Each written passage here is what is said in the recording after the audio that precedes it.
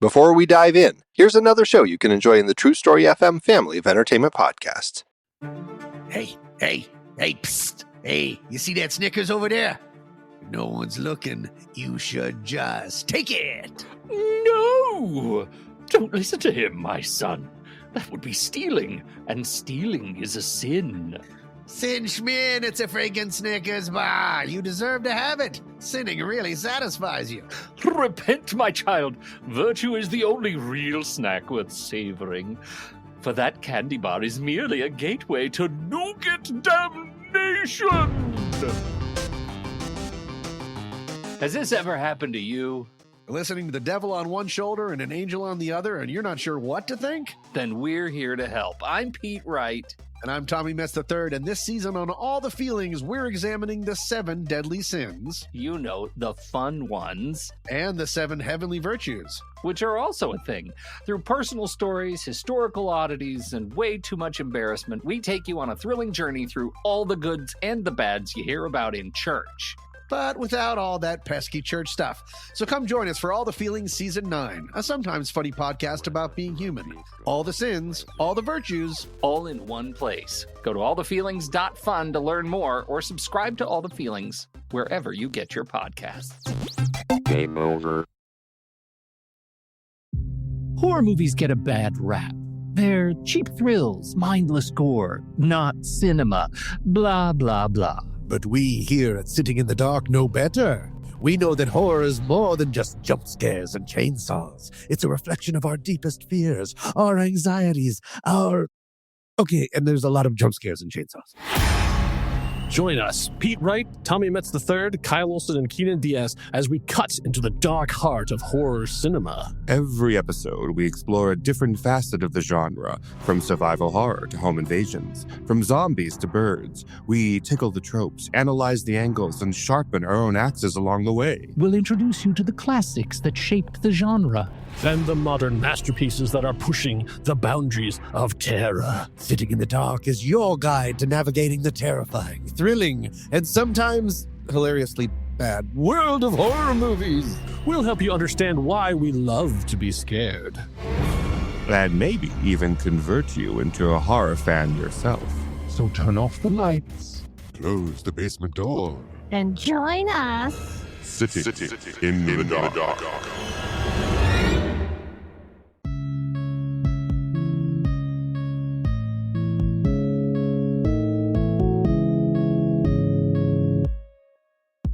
Hello and welcome to this episode of the Star Wars Generations podcast. Friends, we're starting our rewatch of the Clone Wars, where we're not going to go episode by episode, because we're going to continue the conversation that we've really been the focus of this podcast of not trying to do episode reviews. We already did that a couple of years ago with Riki and Sarah Hayashi. Some wonderful episodes. Really suggest you check back in on. But really, this whole journey has been about me, Erin, and Alex all sharing our own perspectives on Star Wars and learning from each other across the various generations and entry points into Star Wars that we represent, and hoping you fans get to have a similar experience and join in with us in the comments, which you definitely have been doing. And so what we're going to do is for each season of the Clone Wars, we're going to ask each of the three of us to pick our favorite episodes or an arc we really love to talk about or something like that. And to the great surprise of all, the person who cosplays Ahsoka and Twi'lek has chosen the Ryloth arc, in which Ahsoka and Twi'lek feature quite prominently. So, Erin, welcome. And have I basically captured why you chose these episodes? Or tell us more about why 19, 20, and 21, the Ryloth arc, were the ones you wanted to talk about. So for me, it's episode 20. Like, episode 20 means so much to me. It's called Innocence on Ryloth, and it was one of my favorites growing up, and I never really placed why.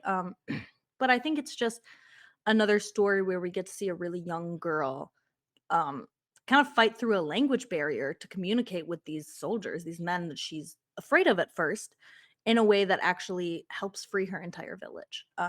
Yeah. So I just always loved that. And I love the clones so much. And growing up, like, they were definitely a brother figure to me. And so seeing them interact in like an older brother way, even though Boyle is wildly uncomfortable with it, always just like really resonated with me. Definitely. And there's good lessons and good content from the other two episodes as well. Yeah. So let me give a quick summary of the 3 episodes for those who either haven't seen them before, in which case, what are you doing with your life? Forget about jobs, forget about relationships, forget about sleep. Just go watch 7 episodes, 7 seasons of the Clone Wars. It'll only take you like maybe 168 hours total. You can No enough biggie. caffeine, you can get through it. Or make better life choices, but still watch the show eventually. Or more importantly, those who probably have seen them but just forgot because it's probably been a couple of years. The show's been out for a while. This is a 3-part episode. This is a 3-episode arc about the attempt to win back the planet of Ryloth from the Separatists. The planet of Ryloth is the home planet of the Twi'leks, and we get 3 parts to this battle. And the first part is a battle in space, which is mostly about, and this is kind of why originally I thought these were going to be the episodes you chose, but I definitely hear what you're saying about why 20 hit so hard. Obviously, this is fairly early in the war. The episodes are not in chronological order, by the way, in the shows. That's an interesting point. But these are set fairly early in the war, and for the first time, Ahsoka is being given command. And in one of the first battles, she leads a squadron of fighters, and she basically pulls a Poe Dameron. She gets very focused on her goal. Her both Admiral Yularen and Anakin are saying, "We are in a trap. You need to come back." She doesn't come back at first, and she winds up getting most of her all of her squadron killed, and then also a lot of a whole ship is destroyed. It's not entirely her fault by any means, but definitely some of it is her fault because they couldn't escape until she was back, etc.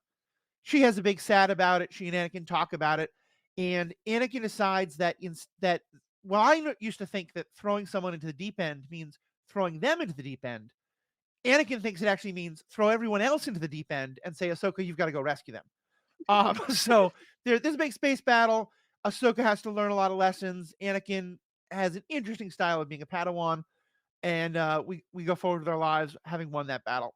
Second episode is the beginnings of the ground battle on Ryloth, and a little bit is about some of these other issues of can the various factions on Ryloth work together, including like the one section run by Cham Syndulla, but that's in the 3rd episode. That's not in. Oh, sorry. Okay, forget that. So mostly it's just about these 2 clones, Waxer and Boyle, who get cut off from their main group and wind up finding this young Twi'lek girl. They help her get to safety despite some early, fights and like, should this happen? Should this not? Once again, proving that clone armor is able to sustain exactly what the plot needs it to, because sometimes it can block blaster bullets, but when a little girl bites through the glove of clone armor, he can feel it quite badly. So clone armor does what plot needs it to do. That's fine. But they have a fun adventure getting her to safety. And then the 3rd episode is mostly about the battle to take back the capital of Ryloth. And in this, as I was saying, I thought it happened in the last episode, but you're right, it's in this one. We get that there's kind of 2 groups of Twi'leks who are competing with each other. One is led by Cham Syndulla. If that last name sounds familiar to you, yes, he is the father of Hera Syndulla, which is a great connection that comes up later in the show Rebels. And he's a local rebel leader who at first is very distrustful of the Republic for very understandable reasons. And then there's another group led by Senator Tau, who is the senator from Ryloth to the Republic. And it's this interesting idea of like, okay, maybe some planets they're captured by the Separatists, maybe some parts of them aren't wild about signing up with the Republic instead of the Separatists. And there's a conflict between those 2. They're able to make it work. Meanwhile, Mace Windu commits massive war crimes against droids, and eventually everyone wins the battle and everyone's happy. Did I capture all the major plot points of these 3 episodes? I would say so, yes. Okay. So let's talk about the first one. How do we feel about Padawan Poe? Ahsoka Dameron. Ahsoka Dameron. No, what's Poe's? What's Poe's last name? Dameron. Thank you. I always thought this part was kind of interesting because this is something we see Anakin do later in the series. Yeah. Directly. And Ahsoka's on the other side of it. And Anakin's going, "We can make it through. We can make it through." And she goes, "Master, you can make it through. They cannot." And he loses his whole squadron, basically. Yeah. So that's just like a little bit of interesting restitution that he didn't learn from the lesson she learned. And clearly, like, Ahsoka says quite directly to Anakin, like, I learned it by watching you, Dad. You know, if you think about the old drug commercials, like she says, like, you do this all the time. That I'm Yeah. following what you've taught me. Yeah, he says to her, first rule of war, follow and obey your superiors. And she says, but sometimes you get carried away. And he said, all that means is that I understand what you're going through. That's just bullshit. Yeah. Bullshit from Anakin, but okay. Follow orders. Yeah, it's very much and part of it I do think this is a good plot point for Anakin because I think it helps set up his feelings of like, I am different. I can get away with this, but no one else can. Yeah.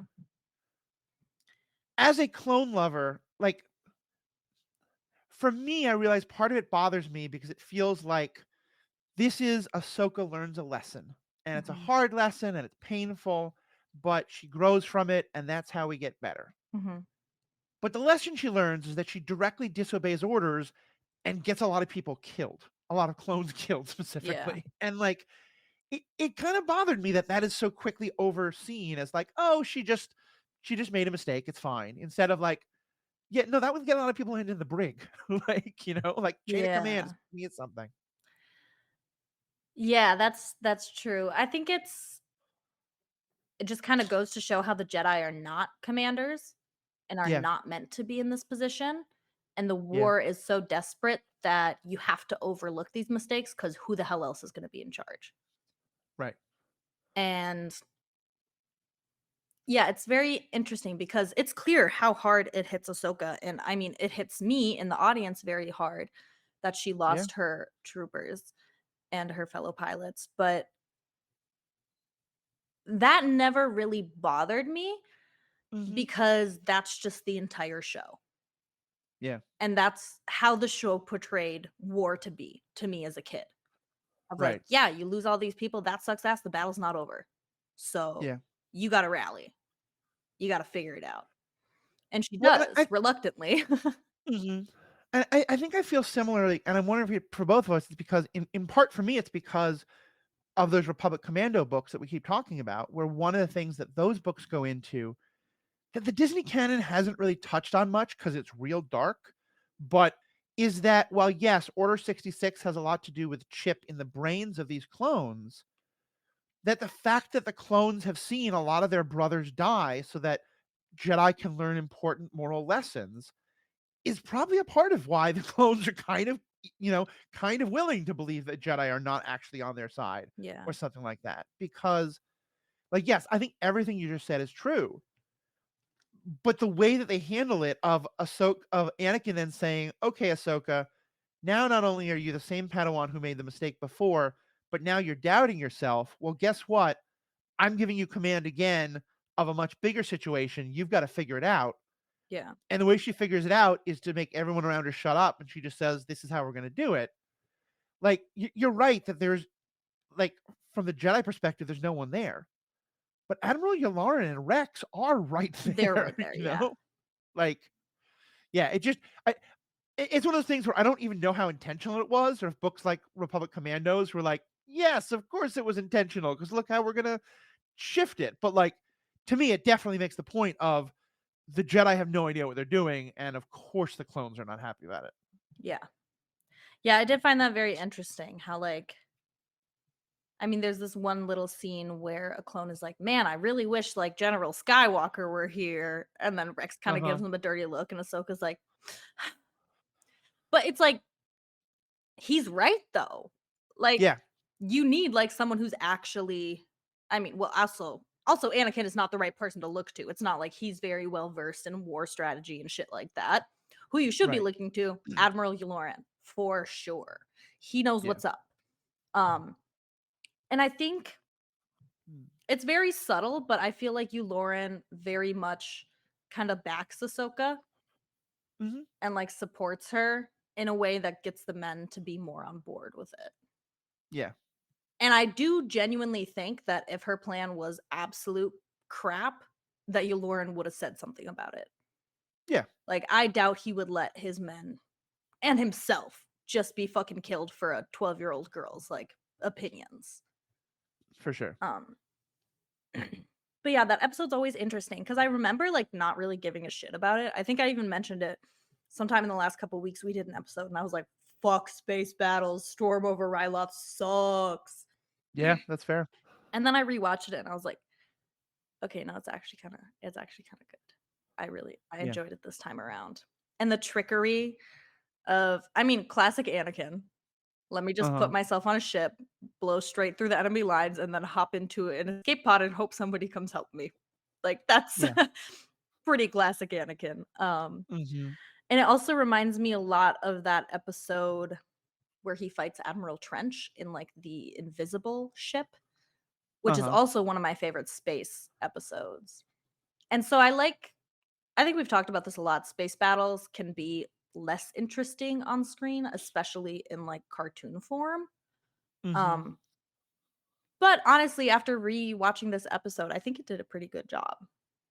Yeah, I think I'm a little lower on the space battle itself of it, but I think that they like when I want to watch a great space battle, I'll often just like open up Return of the Jedi or something like that and watch, you know, the one of the trench runs or from New Hope or, you know, something from one of the newer movies that has something like that. Like for me, the space battle, both the space and the ground battle in Rogue One are some of the best, you know, starship fighting things I think we've ever seen. So good. And I almost never do that for something from one of the animated shows, but particularly the space battle parts. But I do think that they did a great job of like using the space battle as a method to tell this interesting story about Ahsoka and Anakin, and kind of setting it up that like, you know, I think there's a lot of parallels here and a lot of like, yeah, honestly, neither one of these two should be anywhere near command. Like send them on like secret spy missions and don't make them responsible for anyone else. Yeah. But as you said, it's war and they're overstretched and there's just no one else. So let's move on to the next episode because clearly this was the one that really hit you hard. Talk about, first of all, your connections with the girl. Who do we ever get her name? Her name is Numa, and she's actually very important. She's in Rebels as well. Oh, okay, cool. She is actually, she might even be in the Bad Batch. I can't quite remember, but she's a Twi'lek who has that same like bluish coloring, like a bluish green, and she actually wears part of I don't remember if it's Waxer or Boyle, but she wears part of their armor, like their shoulder pad and bicep pads when she fights in the rebellion, which I always thought was really special. And she has the little stuffed animal that she has is painted onto the armor. That's really cool. So that's just like a fun little Easter egg. Like she grew up to kick ass. But yeah, so her name is Numa. And I don't know what it was about it. I think something about like the language barrier of it all also was like really interesting to watch. Just kind of seeing them try and work out like, okay, like she just keeps calling us something. Who knows what the fuck that means? But like we're trying to get our job done. And they almost lose their lives and only survive because they actually listen to the girl. And she finds like tells them about these secret tunnels and then they escape. But I just loved the contrast between Waxer and Boyle. First of all, Waxer, his name is Waxer because he's bald and he waxes his head. And I think that's really funny. Which you have done a lot more deep dives on the clones. Is there any, and there's some clones who have significantly more hair than others. Is there something about how like the clones have like different, like some have male pattern baldness and others, or is it that some of them literally shave their heads? My understanding is they shave their heads. Like the clones are complete genetic copies, and any difference in their appearance, they've done themselves. Like they will perm their hair. Like any clone with curly hair, that ain't natural. I'm gonna tell you that right now. Except for like Tamura Morrison had like kind of curly hair back in the day. But if we're talking about like clones in the Clone Wars TV show, it's never portrayed as being curly. But yeah, so he definitely shaves his head like a baddie. And I just thought it was so funny. He's so like sweet with her and like, oh, like let's take care of her, you know, like we got to get her to safety. And Boyle's like, she's only gonna slow us down. That fucker bit you. Like I don't understand what you want me to do about this. to give it the significance of the bite, he calls her biter for the Yes. whole. And like, it's funny because the first time I watched it, I missed that the bite happened, and so I thought it was just like ankle biter, like a small child is a biter. But no, it's specifically that she bit, and again that like clone gloves sometimes are really good, and sometimes just a Twi'lek's feral teeth can go right through. I will So say Twi'leks are carnivorous creatures, so they do have pointy teeth. that's So true. that could have something to do with it. That's Um, true. but yeah, I just always loved seeing that sort of softer side of the clones because we don't get it a lot. And in my head and all the stories I made up, they are just the most teddy bear cuddly boys, of course. Yeah. And so like seeing Boyle's kind of what's the word? Whatever. Seeing him work through the initial like discomfort to Right. in the end being okay with her hugging him in front of the boys, like was really special. And it's the end of the episode always almost makes me cry because Yeah. General Kenobi speaks whatever language it is the Twi'lek speak, and he like converses with them and whatnot. And as they're saying goodbye to Numa, she's waving, she's holding her dad's hand, saying Nira, Nira, Nira. And I can't remember. I think it was Boyle asks like General, like, what is it that she keeps calling us? And it means brother. Yeah. And I'm like, just like ugly sobbing because it's, and like just the little bit of recognition or realization maybe on his face of like Yeah. such a genuine connection was made is just so special and makes it hit so much harder when fast forward 4 seasons, we've got Umbara and all that bullshit that goes down. And General Kenobi's forces are against General Skywalker's forces, and the commander that is killed and reveals we are clones is Waxer. Oh, I hadn't even put that together, but And you're it's right. so heartbreaking. I don't remember if it's Fives or Rex that finds him and like takes the helmet off, and he's like, we were told you were like Umbarans, like we're all clones, and like one singular tear drips down his face. That shit guts me because of these episodes. Oh, that hits so hard. Yeah. Well, and I think part of why I love this episode is, and granted, I am a Last Jedi defender till my dying day, but one of the things that I think Last Jedi gets attacked for that I think this episode kind of shows is wrong is the famous Rose Tico quote of, "We don't win by fighting what we hate, we win by defending what we love." And I think that's an idea that has been in Star Wars all along. And to me, that's part of what this is about, because it's the idea of, soldiers we often focus on, go kill the enemy, go kill the enemy. But the reality is they are there to protect the Twi'leks. They are there to rescue, they are there to save a people, not just to kill the people who are oppressing those people. Yeah. And so this moment where it's about like, because one of the things that Boyle is worried about is that they're disobeying orders because they're supposed to go back and like be part of the fight. Yeah, they haven't called back yet. Right.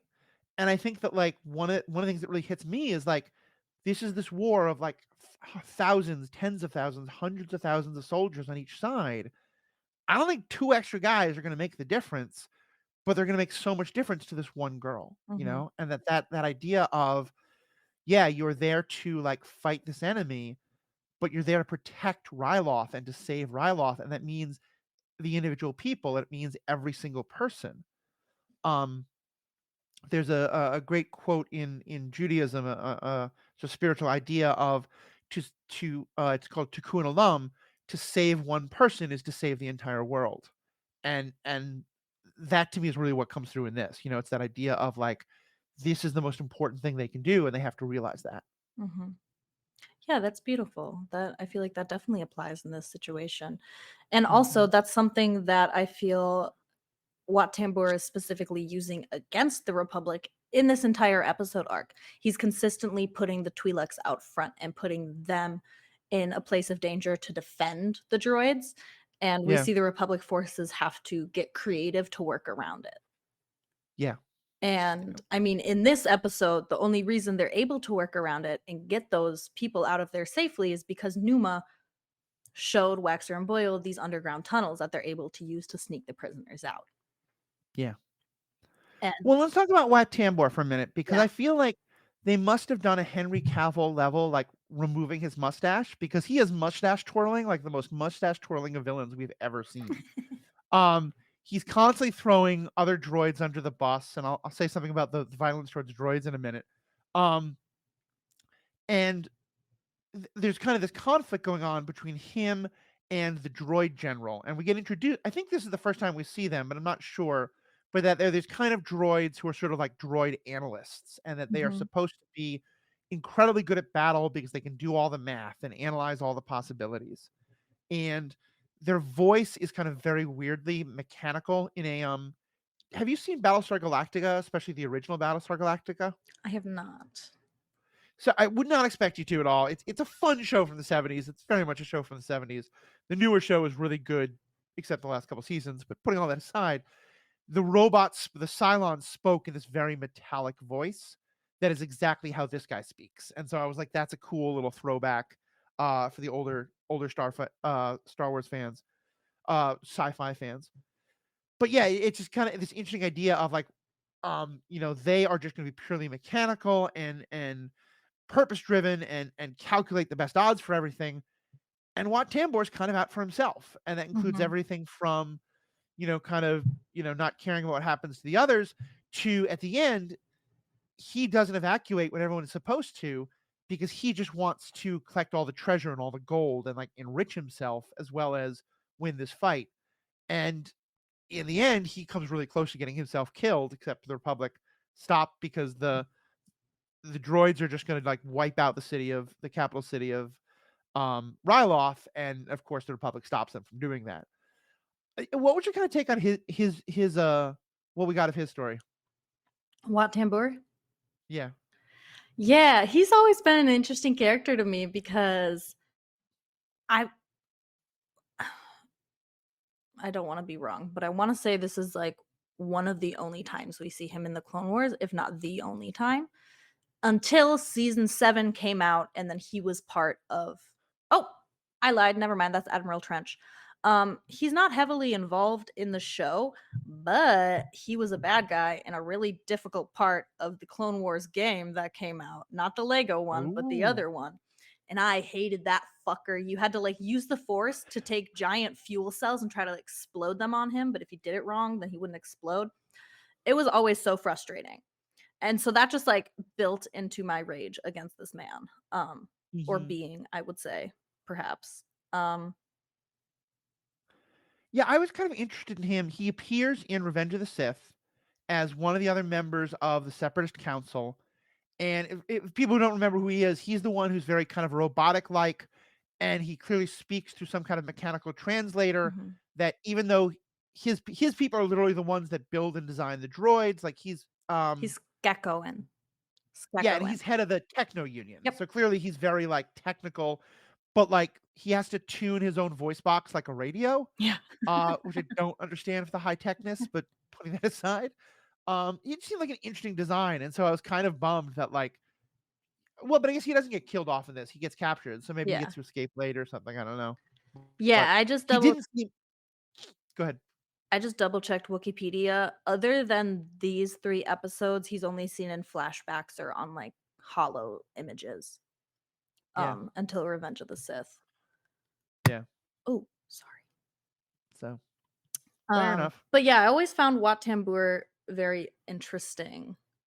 And I mean, any alien that needs like some sort of an environment suit to be outside of their natural planet is very interesting to Mhm. me. But yeah, no, he's so fucking greedy. Like this guy, it very much reminds me of like the Neimoidians Uh-huh. and the banking clan. How like Yep. they ally with the Separatists because they want to get rich, which tale as old as time when it comes to war, right? Right. But yeah, like that's the thing that really gets him in the end is he's like, and it's the only reason Mace Windu is able to sneak into the capital is because he's constantly trying to bring in shipments of treasure to steal off of Ryloth. Right. And it's something Cham says in the 3rd episode. He says, it's not enough for you to like murder and enslave our people. You need to rob us too. Like these separatists are vile and disgusting. Yeah, it's rough. And I really liked when they did capture Wat Tambor, and he says, like, what are the conditions of your what do you call it? Surrender. What are the conditions of the surrender? And Cham just says unconditional. Yeah. And Wat Tambor just goes, I agree. Well, and it's funny too because earlier we'd had a similar moment with Mace where he looks to Mace and is like, surely we can come to some sort of compromise. And Mace is like, no, there will be no compromise. Yeah. Which is only interesting because the like fortune cookie wisdom that appears at the beginning of every episode was like the importance of compromise. So I was just like, that's an interesting mismatch here. See, and by the way, but the compromise they want to talk about is between the Twi'leks, not Wat Tambor. Exactly. And by the way, for anyone surprised they call it fortune cookie wisdom, if you go back and listen to those original episodes that I did with Riki and Sarah, Riki had made the comment of comparing these messages to what you get in fortune cookies, and he actually would play a game with us where he would take a couple of statements that were from the beginnings of Clone Wars episodes and also a couple of things printed in fortune cookies and see if we could guess which was which. And we got him about 60% right. Like 40% of the time we couldn't tell the difference. Yeah, that's funny. And also, like, to listeners, those episodes are what got me hooked on this podcast. Like, the only reason I'm on this podcast now is because I loved what Riki and Sarah were saying, and I sent Matthew an email. So definitely check those episodes out, especially for that little cookie thing. It was a fun game.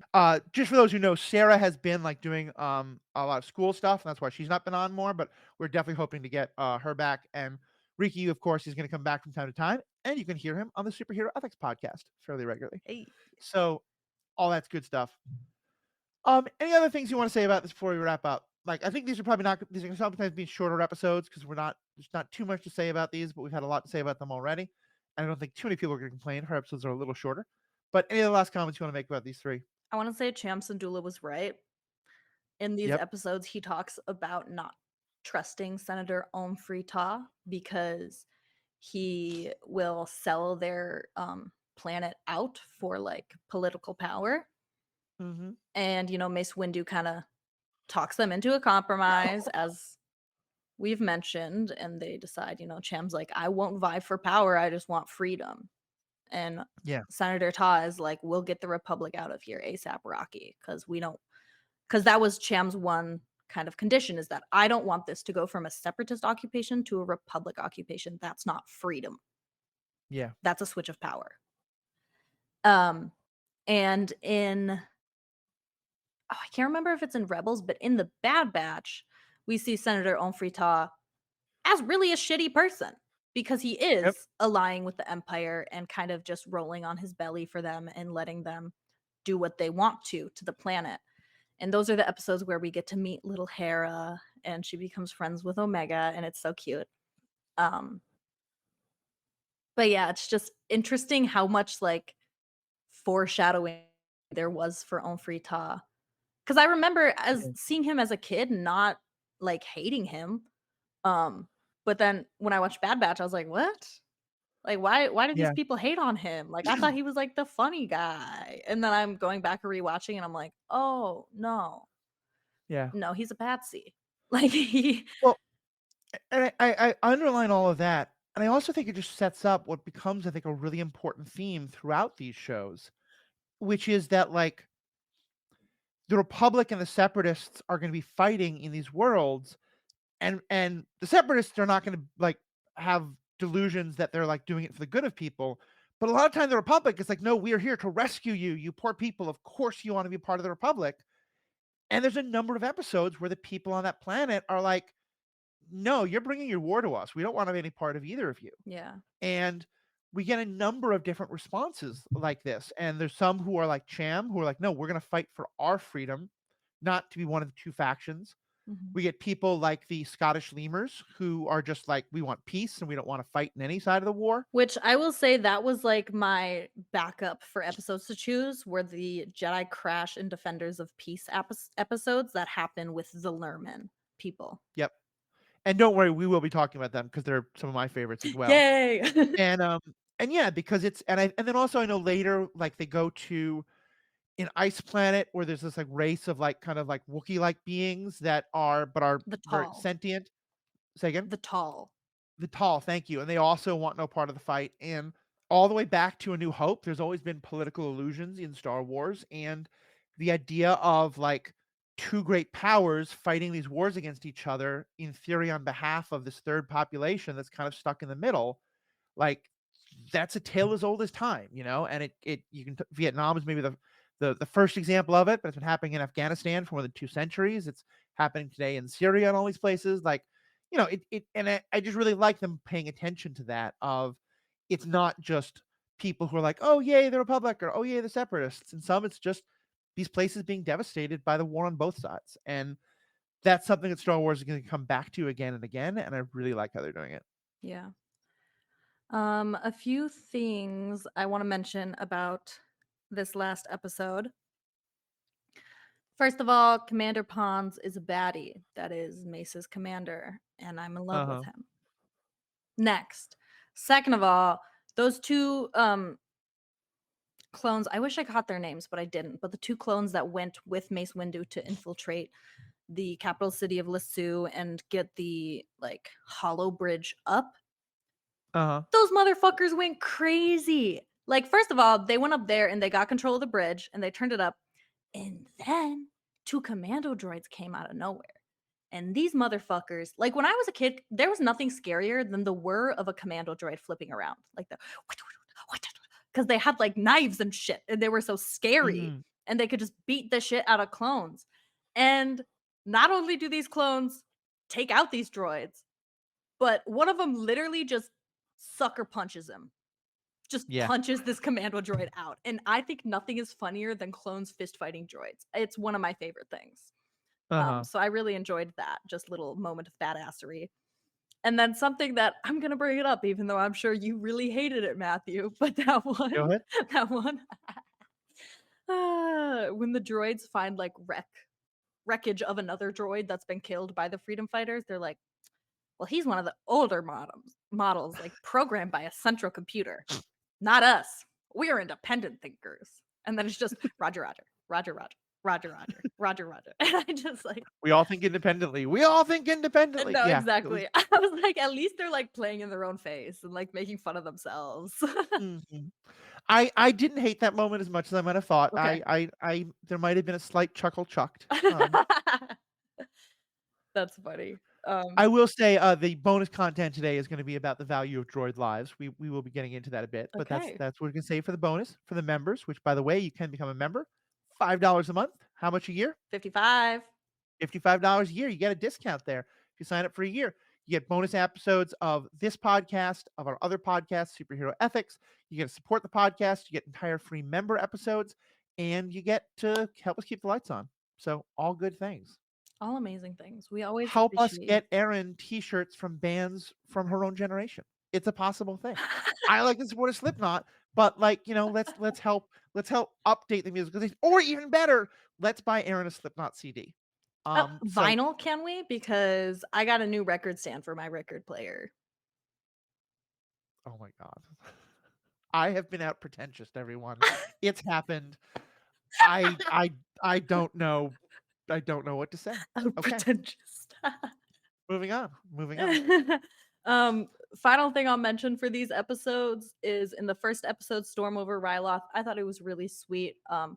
Ahsoka's clone squadron that all gets demolished. They refer to her as Skipper.